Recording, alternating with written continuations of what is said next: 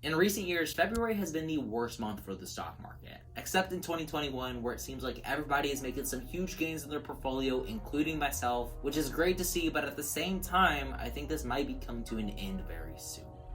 Let's talk about it. Hi y'all, my name is Greg, and I make videos about the stock market and options trading. Today, I'm going to be talking all about the potential of a stock market crash. So to break this video down for you, first I'm going to go over some of the reasons why I think we're on the edge of a stock market crash, and then I'm going to give you a few ways you can protect yourself from this. That way you don't have to take a big L like I did back in last March and last September. But before we get into it, if you enjoy this type of informative video, I'd appreciate it if you leave a like and subscribe if you're new to the channel. With that out of the way, let's get into the evidence. The first reason why I think we're on the edge of a stock market crash is pretty simple. Just like I was talking about earlier, the market has been in all-time high territory for a couple weeks, and we're in need of some red days for the market. SPY back here saw a pretty big correction from $385 all the way to $370 just within a couple of days, but they managed to bounce back from this and reach that $385 level again by February 5th. Today is the 19th, so it's been exactly 2 weeks from them crossing into all-time high territory.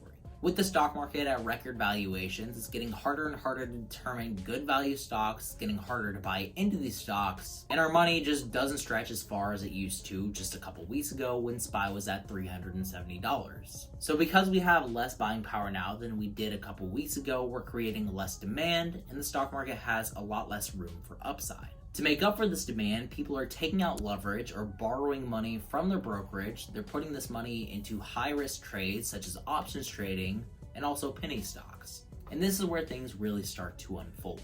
Because people are selling out of their blue chip stocks like Microsoft, Apple, Netflix, Google, etc., they're taking the profits that they made off of these stocks and they're putting this into penny stocks and hype stocks. Now, this isn't unusual. Stock market rotations happen all the time because people want to make the most out of their money, but the issue here lies within the stocks that people are putting this money into.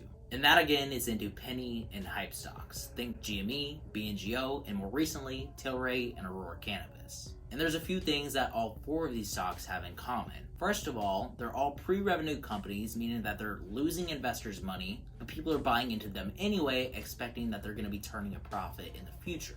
And there's nothing inherently wrong with this speculation, but at the same time, it's safer to put your money into a company that's already making money. The second thing that all four of these companies have in common is they all have a market cap of less than $5 billion, putting them within the small to medium cap market range, meaning they can be more easily manipulated with a lot of volume, unlike companies like Tesla or Apple that are worth hundreds of billions or trillions of dollars. And finally, the third thing that these stocks have in common is they're pretty much all being promoted by YouTubers.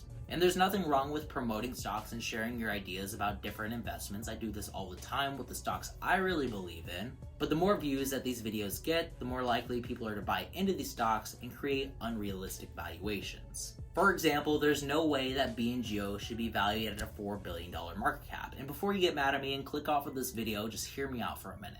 Bionano Genomics, by their own word, is a cytogenetics company at heart. It's literally tattooed across their forehead, with their symposium being called the Next Generation Cytogenetics Symposium, and BNGO labeling Saphyr as a next generation cytogenetics tool.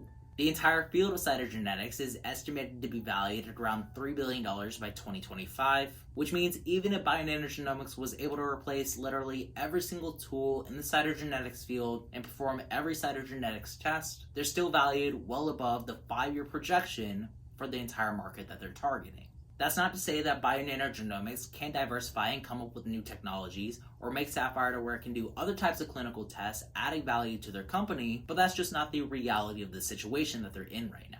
In all honesty though, you could probably say the same thing about Tesla, and Tesla stock is the top holding in my portfolio. But I do recognize that there is some potential for downside in the near future. I think that Tesla is going to be the most valuable company someday, but over the past weeks, ever since their earnings report, it's been falling down, and I think if this continues, it might bring the rest of the market down with it. Last summer, Tesla and Apple saw some of the biggest gains in the stock market after announcing a stock split. Their stock prices were just flying up until September 2nd when they both took a turn for the worse, and they brought the rest of the market down with them. And I think this might happen again with Tesla stock. And usually this is exactly what happens whenever it comes to a stock market crash. It's these huge growth stocks that get hit first and the hardest. That's followed up by more flagship stocks like Microsoft or Netflix. And then finally that extends to value stocks, which is mostly travel sector right now. Now, I think that this is the order that the stock market is going to fall, but I could be completely wrong. But what I do know right now is volatility has been pretty funky.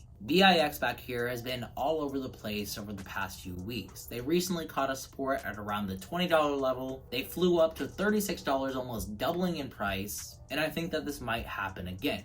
And you might be wondering, what the hell is VIX anyway? Well, this is the volatility index that tracks the volatility of the S&P 500. Now, there's no telling how high the VIX might go, but I think if it can go up to these levels and sustain it for a couple months like it did back in September, it's going to make it a whole lot harder to make money in the stock market, unless of course you're invested into the VIX or UVXY. Which brings me to my plan to protect myself from the stock market crash. My plan starts with putting just a little bit of money into UVXY calls. Right now, I only have around $300 in these UVXY calls and I have a $45,000 account, so this makes up pretty much nothing of my entire portfolio. But if I'm right about this, if I'm right about the timing, I might be able to double, triple, maybe even quadruple this investment. I started buying these UVXY calls a couple weeks ago and they flew up by 200%, and I should have taken profits then looking back on it, but now I'm just waiting for the next stock market crash or correction whenever that comes. I might have to roll these options over and buy maybe an April or a May expiration date. That way, if I'm not right about the timing now, I might be right later. Now, I wouldn't recommend putting your entire life savings into these UVXY calls. It's extremely risky, and if you're a safer investor, your best bet is to pile up a bunch of cash. If you have, say, 15 to 25% cash in your portfolio, you're going to have a lot more money whenever the market takes a turn for the worse, and you're going to be able to buy at discounted rates. I would try to avoid spending all your money at one time in one place as soon as you see the markets turn red, but rather spend a little bit of money each week. My plans right now is to build up a $7,500 cash pile and spend about $750 a week for about 10 weeks. Now, the crash could last longer, it could be a lot shorter than this, but it's going to make me feel a whole lot better to be buying into these lower valuations rather than just waiting and watching my account burn red.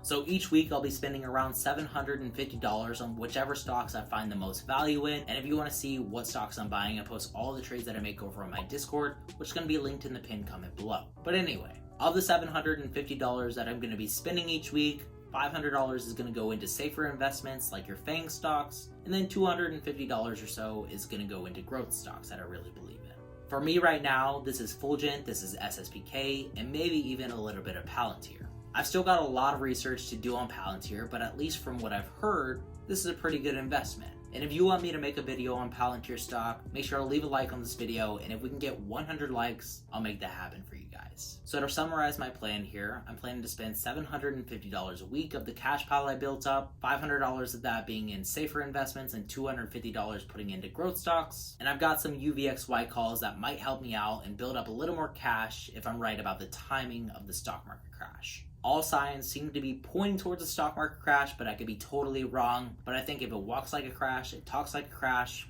it might dang well be a crash. We'll all have to wait and see what happens. That's all I've got for you today. And before I go, I want to say thank you to all my patrons for their support. And if you want to sign up, I'll have my Patreon linked down in the description below, where you can get access to weekly live Q&A and trading sessions each week, and also detailed price analyses on the stocks I'm watching for only $10 a month. Thanks for making it all the way to the end of this video, and as always, remember to stay positive, stay green. I'll catch you in the next one. Bye, guys.